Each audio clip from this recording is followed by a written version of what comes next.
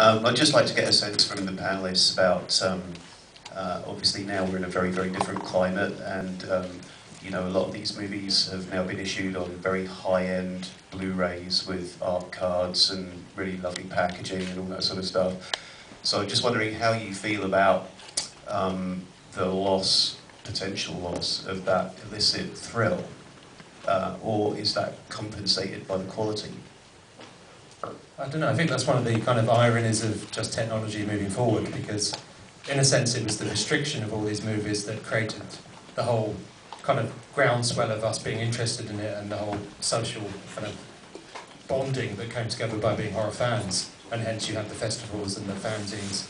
And obviously that was in a pre-internet age, and I think what technology has done is all the fanzines have now been replaced by websites, and you know, video is now available on demand, so you can't stop progress. And in a sense, you know, I guess VHS was a disruptive medium at the time, is why it caused a lot of kind of angst amongst people who wanted to restrict films. So I just don't think you can stop things from moving forward, but definitely there's always going to be some sort of feeling of nostalgia towards those times. But I think, like Julian mentioned as well, actually at the time it was pretty grim, because you did feel kind of you were being picked on and you didn't have much of a voice. So maybe with technology we have more of a voice, so I think that's a good thing, so we can get our points of view out there more. I think that illicit thrill is being kept alive though by a new wave of sort of like video collectors. They sort of like want that old artwork, they want that packaging, and for them they were either there for it at the time or they missed out on it completely, and they're sort of seeking them out even now, aren't they? And it's just there's a whole new wave of people getting into this thing just through those titles, and it's spreading across the continent as well. You've got like Americans getting into it now as well and interested in those same titles, even though they're never banned there. It's just really crazy, isn't it? There's a bust of nostalgia. Yeah, yeah.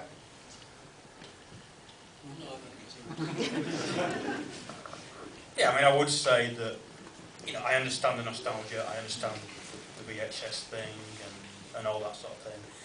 I would say that, you know, yeah, we've moved on from the video nasty era, but we're actually kind of reliving that now with new demons, new technology. You know, it's like the internet is the new video nasties and censorship.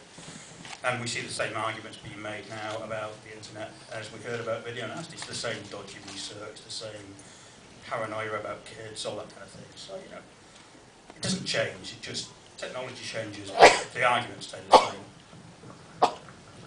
We were just saying earlier that the whole, the fact that the DVD extras are now going to have to be rated as well because of this new law that is going to come in, mainly because, you know, some parent in Worcester doesn't want their kids to see Rihanna in a bikini or something. It means now that every DVD extra you're going to watch is now going to have to be under scrutiny too, and that means it's probably not going to be worthwhile producing them, paying for them. So, you know, you and us who love all that stuff, even commentaries, right? Even DVD commentaries are going to be under scrutiny too on what you say. So, you know, it's really a shame. I mean, but then of course this whole hard sort of media is dying out anyway in a way, so perhaps it's all going to help. That's the ridiculous thing, because they're arguing that it's children watching these 18-rated extras, when in fact they never really watch DVDs anyway. They watch everything on YouTube now, don't they, or on the internet somewhere on their mobile phone. So you can't regulate. I mean, Julian's one of the best persons about this, but the fight still goes on, I think.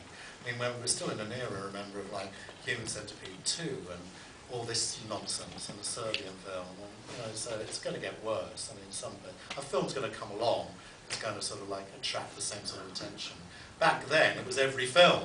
Now it's like one every so often, but it's still quite a most recent being Soulmate. Oh, really? Wrist cutting. Oh, well, Axel does something right. I think Julian's I think Dave has made an important point. You know, these things don't ever stop. Yes, it's quite true, as Alan says, that, you know, more and more stuff is now going to be available on the internet. But, you know, already we see at VOD, you know, the Association of Video on Demand is trying to censor that. Already we see that, you know, everyone's going to have to agree, or rather, you know, people with their computers have got to opt out of having them filtered, for example, as from 2014 onward. You know, whenever a new technology comes along, we all think, oh great, freedom at last. But on the other hand, the powers that be think of, well, ways of how can we censor it. So as David said, the same kind of moral panics are constantly being wound up over sex on the internet as were wound up over sex and violence on video. The same newspapers, like the Daily Mail, are still pushing all the moral panic buttons, and the same kinds of MPs are still responding by saying, oh yes, we must do something. So I think there's all sorts of new forms of censorship on the way, or in fact already here.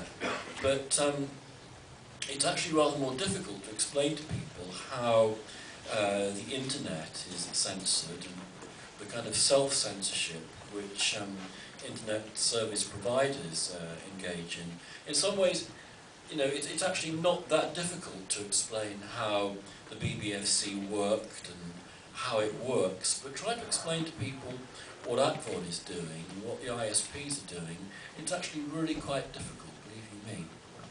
And I would actually say, although obviously all of us are pretty much anti-censorship in most forms, we did invite the BBFC to tonight's panel discussion, and we had David Hyman as part of the BBFC in Glasgow, who was defending that aspect of it, but they weren't available tonight.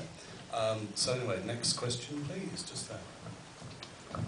Hi, nice one guys. I was just wondering, since the first one, did anyone actually tell guys like Graham Bright that these movies are available now, and what was his reaction, or didn't we let the cat out of the bag on that one? It's really weird when we actually interviewed Graham Bright. It was very strange because he kind of lives very much in the past. He's got a huge mansion house by a river. He lives in the bubble of unreality. Yeah. He lives by a river, sort of going through his back garden. And a fairy tale back garden with a little bridge over a stream. Yeah, and when we went there, it's a really lovely place to do an interview, and it's, you know, it's all very pleasant. But the world that he inhabits isn't really the same that most of us live in. And he didn't really seem to have any kind of understanding that even now that those films were, he thought Snuff was still a real snuff film. And, you know, he hadn't changed his position one iota, which was surprising to us. But we were kind of more amazed that he actually would talk on camera. But the thing with someone like Graham Bright, he just doesn't seem to care, and he's actually the police commissioner of... Yeah, he's the promoted police commissioner of the Cambridge area, I now believe. So, and he also runs Sweet and Low, you know, those little pink sugar. Every time you have that, he makes money out of you because he owns that company, so you can ban that. Not good for you either.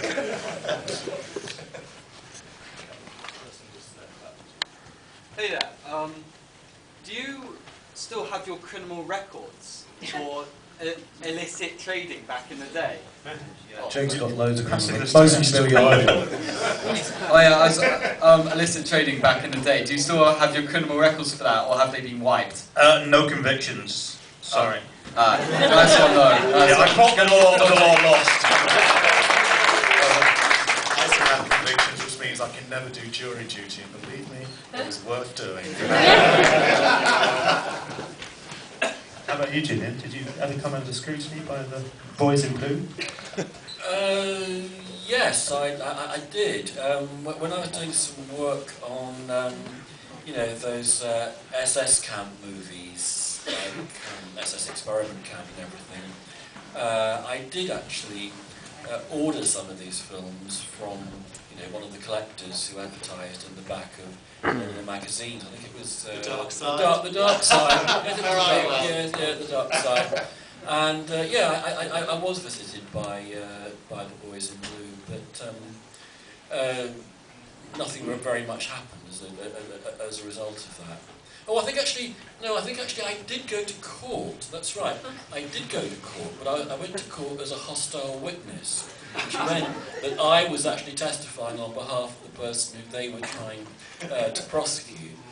But I don't think I did a terribly good job, as it happens. I don't think his QC quite realised what a hostile witness actually was supposed to do, and I could have been a lot more helpful, I think, if I'd been asked more helpful questions by his side. So yeah, actually, nothing happened to me, but unfortunately, I think something did happen to the person who they got their claws into. It was a very unpleasant time, you know. I mean, when I was writing a piece about snuff movies for that